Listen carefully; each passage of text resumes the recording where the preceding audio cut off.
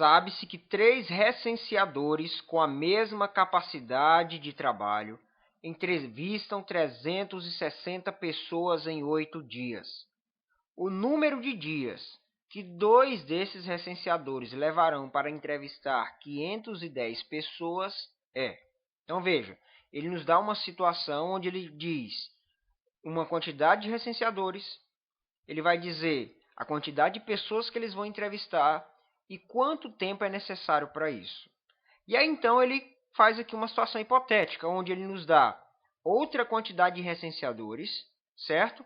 Outra quantidade de pessoas a ser entrevistadas, e aí ele quer saber, no final das contas, quanto tempo será necessário para fazer esse trabalho, né? Considerando que mudou a quantidade de recenseadores e que mudou também a quantidade de pessoas a ser entrevistadas. Como é que a gente vai resolver isso? A gente vai fazer uma tabelinha, onde a gente vai separar as informações por categorias. Veja, ele falou de 3 coisas, de recenseadores, de pessoas para ser entrevistadas e de dias para concluir o trabalho. Então, aqui nós temos as primeiras informações, que são 3 recenseadores, conseguem entrevistar 360 pessoas em 8 dias. Aí ele vai perguntar, quantos dias, por isso que eu coloquei X, que eu não sei quantos dias serão, 2 recenseadores entrevistarão 510 pessoas. Aqui a gente tem uma regra de 3 composta, certo? Regra de 3 composta. E aí, então, a gente vai resolver essa regra agora.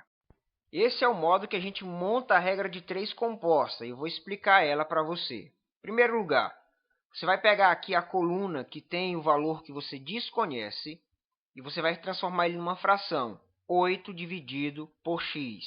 8 dividido por x igual. Sempre você vai colocar no primeiro membro a fração que tem o valor x, tá certo? Próximo passo é colocar os outros 2 valores. Só que eu não posso sair colocando de qualquer jeito. Eu preciso avaliar se isso é uma grandeza diretamente proporcional ou inversamente proporcional. Então, vamos analisar cada um dos casos. Cada uma dessas frações aqui, tá? Dessas colunas, dessa e dessa, da primeira e da segunda, podem ser diretamente ou inversamente proporcionais àquela do valor desconhecido. Sempre a minha referência vai ser o valor desconhecido. Então, vamos imaginar por um instante que essa coluna das pessoas não existe, tá certo? Vamos imaginar que nós temos 3 recenseadores num caso, 2 recenseadores no outro, mas nós não... Na verdade, a quantidade de pessoas a ser entrevistadas seria a mesma. Aqui está dando diferente, mas por um momento, finja que isso aqui não existe. É assim que você vai fazer para descobrir o que é direto e o que não é. Então, nós vamos pegar essa e comparar com a primeira. Então, vamos imaginar uma coisa. Quanto mais pessoas eu tiver para fazer a pesquisa, a tendência é que eu demore menos dias para terminar. Não é assim? Se eu tenho uma construção e eu boto mais funcionários, espera-se que eles concluam a obra em menos tempo. Então, isso aqui é uma grandeza inversamente proporcional. Por quê? Quanto mais recenseadores estiverem trabalhando, menos dias eu gastaria para concluir a minha obra. Lembra, nós estamos desprezando essa variação de quantidade de pessoas. Nós estamos imaginando que a quantidade de pessoas é a mesma.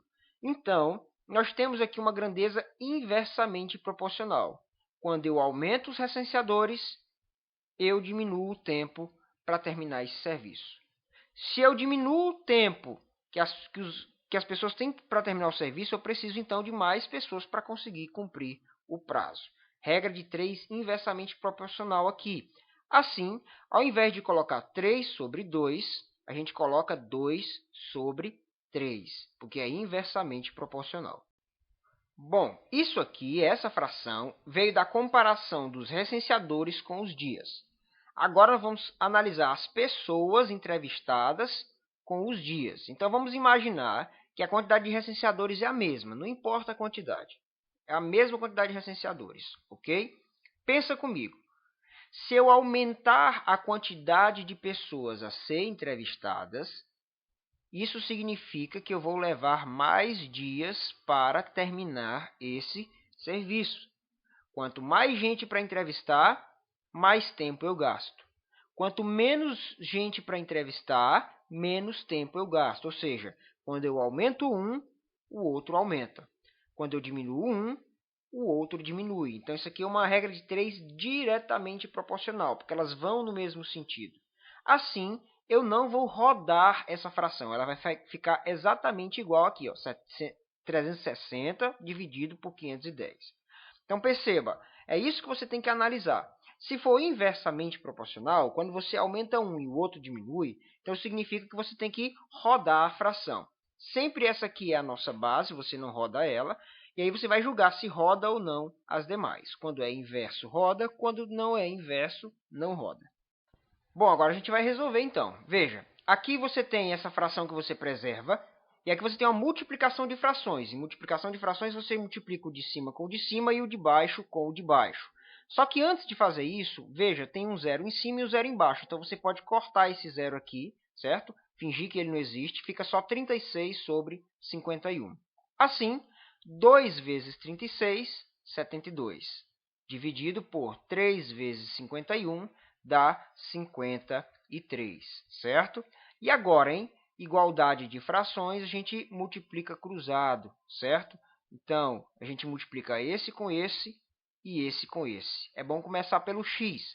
X vezes 72 e 8 vezes 53. Então, ó, x vezes 72 dá 72x. 8 vezes 53 dá 1.224. O 72 está multiplicando, ele passa dividindo. Então, ele passa para cá dividindo. 1.224 dividido por 72, que isso é igual a 17. 17 o quê? 17 dias, porque o valor que a gente está procurando é uma quantidade de dias. É assim, a gente acha a resposta e vê que a letra D é a alternativa correta.